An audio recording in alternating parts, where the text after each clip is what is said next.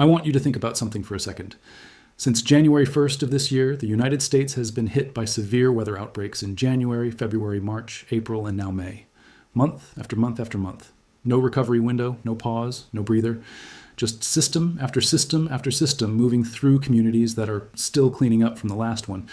And the number I cannot get out of my head right now is 12. 12 Americans have been killed by tornadoes in the United States in 2026 alone. 12 families. 12 people who woke up one morning and did not know it would be their last. And we are not even through the first week of May. This is not a normal severe weather season. This is something different. And I am going to show you exactly why, using real numbers, real dates, real events, and the data that the forecasting community has been tracking all year. Because the national news covers each storm individually. They show you the Enid damage, then they move on to Texas, then they move on to the flooding, then they move on to something else entirely. And what gets lost in that coverage is the pattern, the cumulative weight of what has been happening to this country from January through right now. When you step back and see it all at once, it changes the picture completely. Let me lay it out for you. January. The season opened with a tornado outbreak in Oklahoma on January 8th. 5 confirmed tornadoes. An EF2 near Purcell rolled a semi-truck on Interstate 35 and caused significant damage to the town itself. January 8th. That is not when tornado season is supposed to start. That is the beginning of January. February brought back-to-back winter storms, a major nor'easter on February 23rd and 24th, and blizzard conditions across the high plains into the Great Lakes in mid-March. Then, March exploded. 3 major severe weather outbreaks in a single month. A mother and her daughter were killed by an EF2 tornado near Fairview, Oklahoma on March 5th. Their car was thrown into a field by the wind. 2 more people were killed in Beggs, Oklahoma, when an EF3 struck the city and damaged multiple homes and businesses. 3 people died in Indiana when a tornado with a 35-mile track carved through Kankakee to Lake Village. A 12-year-old boy was killed by a high-end EF3 near Union City, Michigan. March 2026. Above-average tornado activity driven by 3 major outbreaks in a single calendar month. Then April arrived, and April did not slow down. It accelerated. The first 12 days of April were relatively quiet. Then the atmosphere loaded, and it fired. April 13th and 14th, a major outbreak moved through Kansas, Iowa, and Wisconsin. An EF3 tornado tracked just north of Union Center, Wisconsin. An EF2 tore through Ottawa, Kansas, with 125 mph winds. A man was killed by lightning in Waukesha, Wisconsin. Then, April 17th and 18th, 80 confirmed tornadoes in a single outbreak. 80 tornadoes in 2 days. A high-end EF2 tracked through southern Rochester, Minnesota, damaging multiple houses. Lena, Illinois was hit so hard the Stevenson County Sheriff asked the public to stay away from the town entirely. State record hail was reported in Illinois. Hail over 6 inches in diameter, 6-inch hailstones, falling from the sky in Illinois. Then April 23rd, the night that changed the conversation for the entire season. Enid, Oklahoma. A supercell thunderstorm fired across northern Oklahoma and began tracking east. At 8:22 in the evening, the National Weather Service in Norman issued a tornado emergency for southeast Enid. Not a tornado warning, a tornado emergency. The National Weather Service's most urgent, most serious, most alarming designation, reserved for confirmed large, violent, destructive tornadoes that represent an imminent threat to life. The tornado that hit Enid was on the ground for 37 minutes. It tracked 38 miles. It reached a maximum width of 500 yards. Wind speeds were estimated between 170 and 175 miles per hour. Entire groves of trees were obliterated. Power poles were snapped. 2 RVs were tossed by the circulation, one of which was never found. A newly constructed machine shed was swept completely away. A well-built pole barn leveled to the foundation. Around 40 homes destroyed or flattened. Vance Air Force Base was struck. The base closed. The EF4 rating that came back from the National Weather Service Damage Survey made this tornado the strongest in the United States since June 2022. And it was the first EF4 tornado in Garfield County, Oklahoma, since April 26, 1991. 35 years.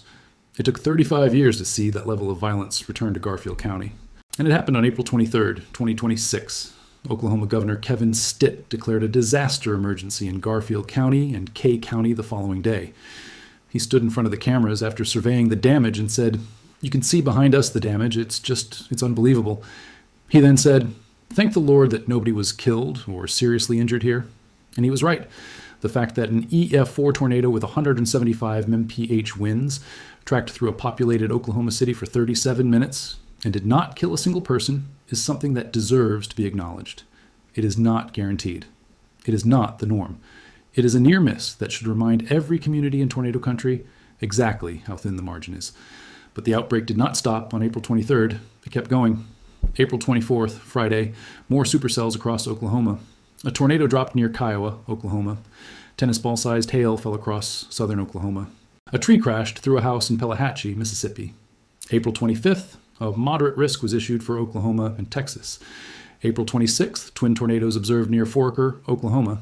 A second supercell fired over Grayson County in Texas. April 26th, Saturday, an EF2 tornado tracked through Runaway Bay, Texas, 80 miles northwest of Dallas. One person killed, homes destroyed. Straight-line winds estimated at 110 miles per hour destroyed additional homes west and south of the tornado track. One more person killed by those winds near Springtown, Texas. 2 dead in Texas on a single Saturday afternoon. Dozens of residents displaced. Then April 27th, Monday. The outbreak entered its 6th consecutive day. A moderate risk was issued for Missouri and Illinois, a particularly dangerous situation.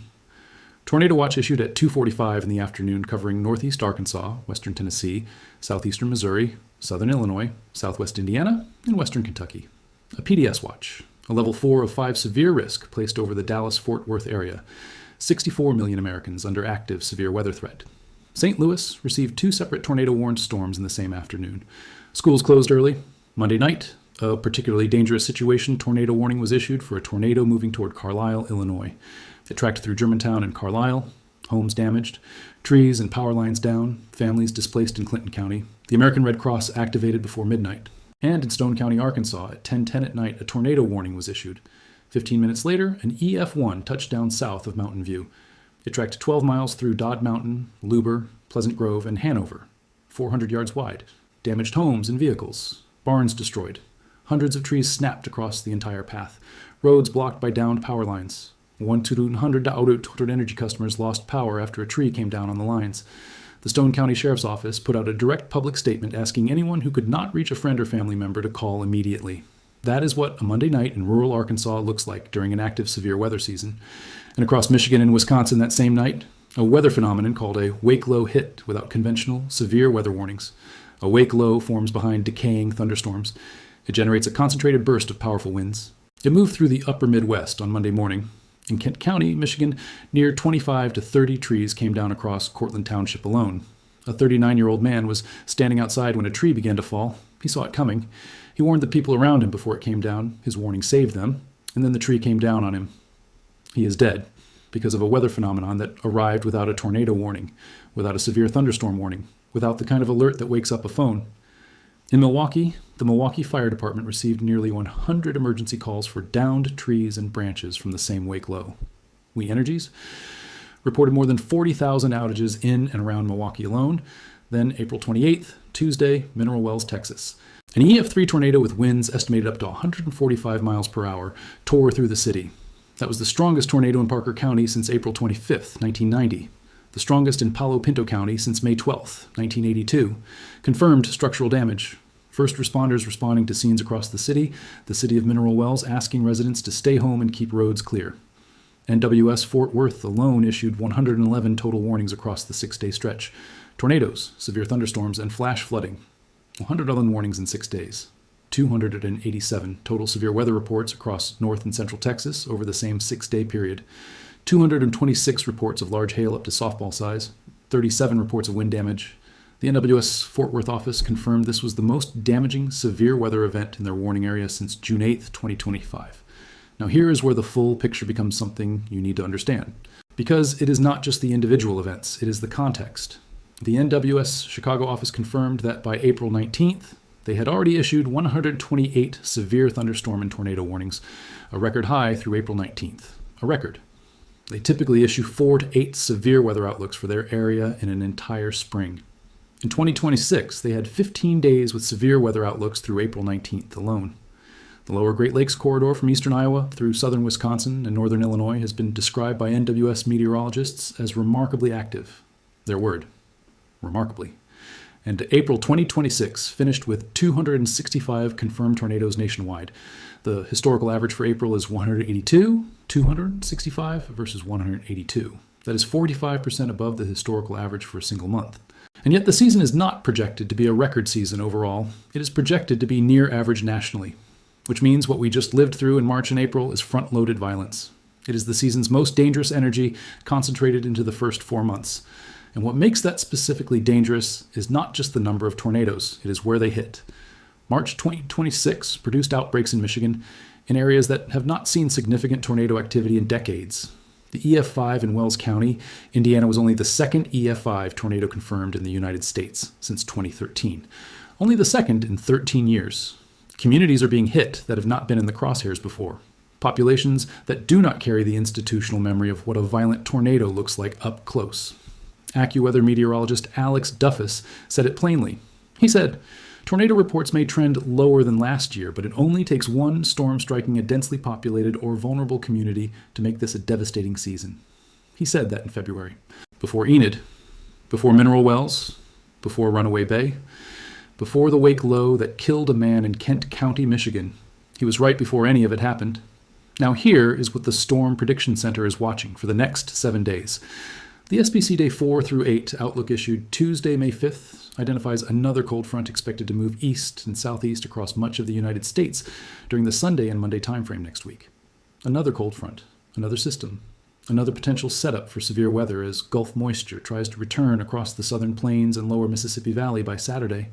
The SPC specifically noted that any storms that do mature during the next setup should be severe and capable of all hazards, tornadoes, large hail, damaging winds. That language is in the official forecast right now, and the context for that next setup is a country that has just absorbed a 6-day violent outbreak, is still managing flood emergencies in Michigan and Wisconsin, is still recovering from an EF4 in Oklahoma, is still counting the damage from mineral wells in Runaway Bay and Stone County, Arkansas. That is the setup for what comes next. So let me be direct. If you live in Texas, Oklahoma, Arkansas, Louisiana, Mississippi, Tennessee, or anywhere in the Southern Plains and Mississippi Valley corridor, this weekend and next week are not rest days. They are preparation days. Know your shelter location, not on Sunday afternoon when the sirens are already going. Today, right now. Know where you're going, how long it takes to get there, and what you are doing if it is the middle of the night. Check your weather alerts. Your phone needs to wake you up if a warning drops for your exact location. Not a banner notification you sleep through. A ring, like a phone call. That is the setting that matters. Charge your devices this weekend. A dead phone is a silent phone. A silent phone during a nighttime tornado warning is a dangerous phone.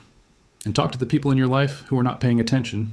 A neighbor, an elderly parent, a family member in a mobile home.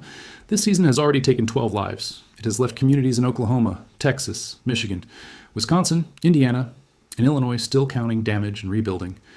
And the next system is already being watched by the SPC. You have time right now. Use it. Share this video immediately with everyone you know in the storm corridor. There are people in your circle who do not know that April 2026 finished 45% above the historical average for tornadoes. They do not know what a wake low is, or that one killed a man in Michigan without a single severe weather warning.